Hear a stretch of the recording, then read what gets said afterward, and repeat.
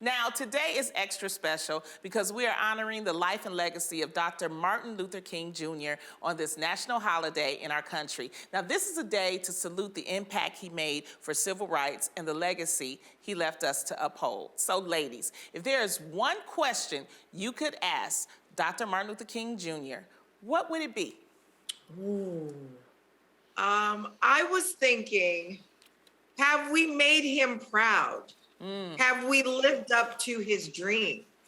You know, and I would hope that he would say yes, but there's still a lot more work to do. And I feel like that's where we are. We're united. Could we be more united? Could we have moved further ahead in the plight in terms of, you know, racism and being equal? Probably yes, but I would hope that he would say that he's proud of where we are right now. Definitely. What about you, Munch? I feel like one of the questions I want to ask him is something that I genuinely deal with often, and it's how does he handle, I love that he always preached that we should handle hate with love. So I would want to ask him how he dealt with anger, with feeling genuine anger for people mistreating him. I would want to have a real conversation with him. I mean, obviously, this is heartbreaking to think that he was killed.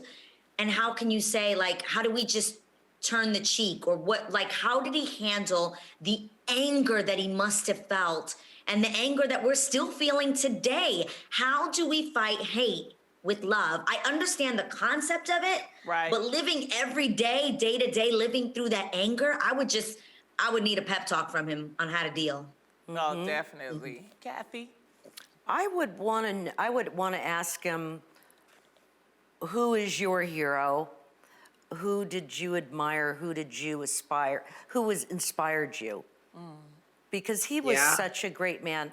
You know, everybody has an attitude or an opinion on any public person, politician, president, whatever. This man never once, you heard one unkind thing.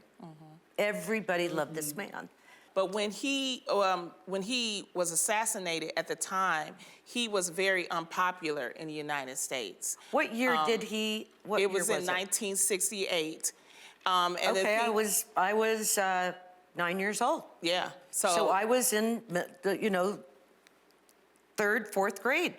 Do you remember when he was assassinated? I remember. Are you kidding? I remember where I was standing when JFK.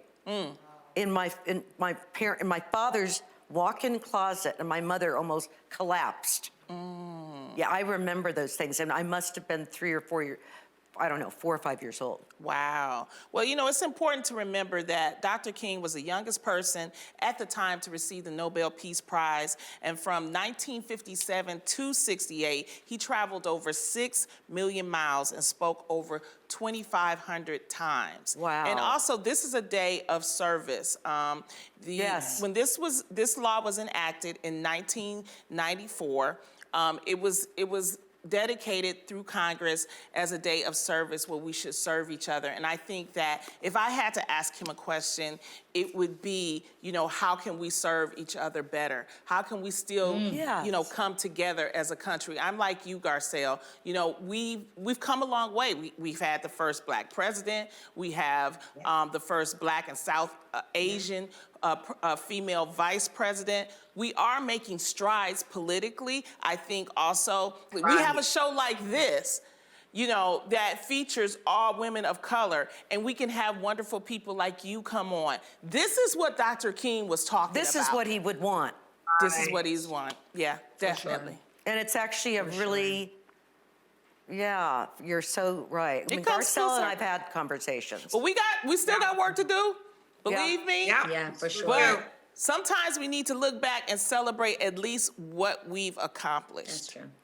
That's true. And he's Amen part to of that that. list of major accomplishments and Dr. people that we King. aspire to be like, for sure. We honor you, Dr. King.